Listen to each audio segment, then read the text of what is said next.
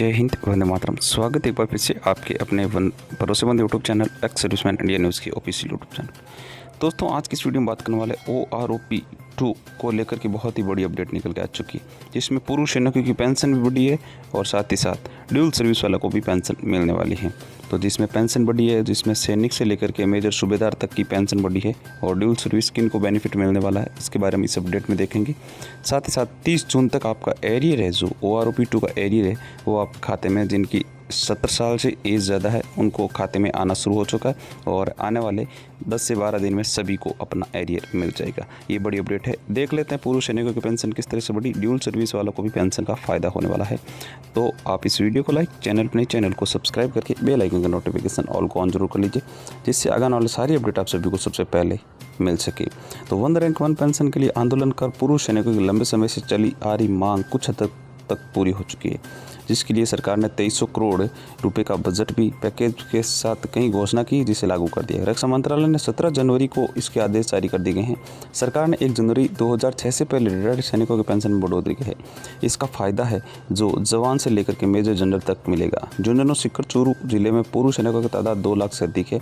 वैसे टोटल माना जाए तो 23.5 से 25 लाख के बीच में पूर्व सैनिक है। ऐसे में पूर्व सैनिकों की पेंशन में 1000 रुपये तक की बढ़ोतरी से सिक्योरिटी में करोड़ों रुपए हर महीने की आमद ज़्यादा होगी। बढ़ोतरी का लाभ सितंबर 2012 से मिलेगा और पारिवारिक पेंशन का दायरा भी बढ़ाया गया है। इससे पहले सैनिक को 2 पेंशन दी जाती थी, लेकिन उसकी मृत्यु के बाद पत्नी को 1 ही पेंशन देने का प्रावधान था। फैमिली पेंशन का लाभ बढ़ाने के लिए काफ़ी समय से मांग चली आ रही। नई घोषणा के बाद अब 2 पेंशन लेने वाले सैनिक की पत्नी को भी 2 पेंशन का लाभ मिलेगा। पूर्व सैनिकों को कैसे मिलेगा लाभ, इसका यूँ समझिए, 17 साल की सेवा पूरी करने रिटायर्ड सैनिक को 3842 रुपये मासिक पेंशन मिलेगी। 24 साल की सर्विस वाले OND नायक को 45 रुपये और 24 साल की सर्विस वाले TS नायक को 3969 रुपये हर महीने पेंशन मिलेगी।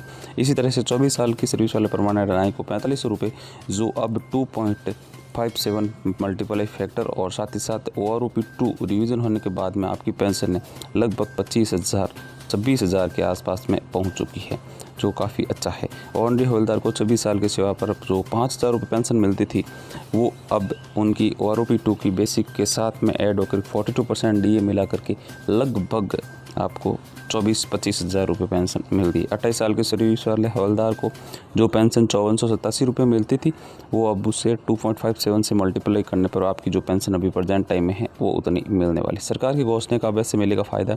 1 रैंक 1 पेंशन सरकार ने घोषणा की थी जनवरी 2006 से पहले रिटायर्ड हुए JCU की पेंशन के अंतर को कम किया जाएगा।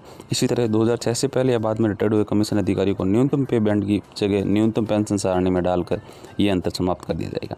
कमीशन, जूनियर कमीशन या फिर अन्य अधिकारी फौजी को न्यूनतम पे बैंड के बजाय अब इन्हें न्यूनतम फिटमेंट टेबल के हिसाब से अब ज़्यादा पेंशन मिलेगी। अगला पॉइंट था इसमें फैमिली पेंशन को लेकर के सरकार ने फैमिली पेंशन की मांग को भी पूरा कर दिया है और अभी फैमिली को भी पूर्व सैनिकों को रिटायरमेंट के वक्त मिलने वाली पूरी पेंशन मिलेगी। यानी हवलदार को रिटायरमेंट के वक्त 10,000 रुपये मिलते थे, अब फैमिली को भी यही पेंशन मिलेगी। मेंटली फैमिली पेंशन रहेगी जारी। सैनिक कर्मियों को मानसिक और शारीरिक रूप से विकलांग बच्चों को भी शादी के बाद फैमिली पेंशन जारी करेगी। पहले मानसिक व शारीरिक रूप से विकलांग बच्चों को शादी नहीं होने तक की नई पेंशन मिलती थी, अब शादी के बाद भी उन्हें पेंशन मिलती रहेगी।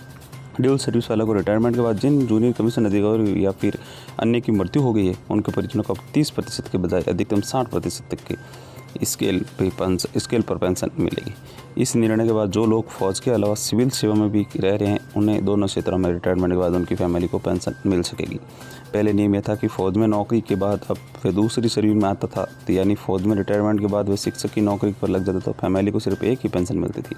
फैमिली चाहे जो फ़ौज से पेंशन ले सकती थी या फिर दूसरी सर्विस से, अब दोनों पेंशन फैमिली को ही मिलेगी। फौज से रिटायरमेंट के बाद भी अब शिक्षक की नौकरी के बाद भी दोनों मिलेगी।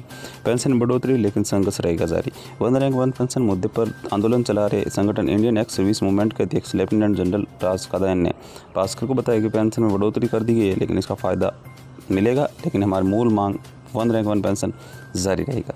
कब से शुरू होगा आंदोलन? शुरू हुआ था 1980 के दशक में शुरू हुआ था। सुप्रीम कोर्ट ने 17 दिसंबर 1982 को 1 रैंक 1 पेंशन सहमति जताई थी। बाद में KP सिंह यादव की अध्यक्षता में एक कमेटी बनी थी, जिसमें 62 सूत्री सिफारिश सौंपी थी, लेकिन इस पर फैसला नहीं हो पाया। इसके बाद कई वादे हुए और अभी हकीकत बन गया है।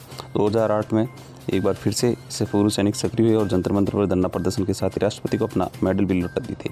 लोकसभा चुनाव की घोषणा के बाद ही भाजपा ने उन्हें समर्थन देने की घोषणा की थी और इस आंदोलन का मुख्य अधिकारी रैंक से रिटायर्ड हुए लोग ही सक्रिय थे, जबकि निचले रंग के लोग सिर्फ भीड़ का हिस्सा थे। तो ये अपडेट थी। वीडियो अगर आपको तो लगा तो इस वीडियो को लाइक, अपने चैनल को सब्सक्राइब करके बेल आइकन का नोटिफिकेशन ऑल को ऑन जरूर कर लीजिए, जिससे आगे वाली सारी अपडेट आप सभी को सबसे पहले मिल सके। मिलते हैं नेक्स्ट वीडियो में नए अपडेट के साथ। तब तक के लिए जय हिंद, जय भारत।